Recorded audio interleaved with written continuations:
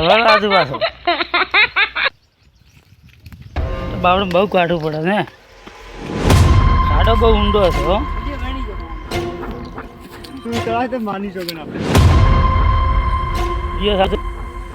મજૂર આવ્યા છે મગફળી ઉખાડવા. હા કોઈ કરતા નહીં, બેઠા તું હે બધે હે મગફળી જેવી બેઠી છે હતા પાત્રો. વિડીયો બને કેવું પડે મોય આ તો લમણે હાથ નથી ઊભો હે.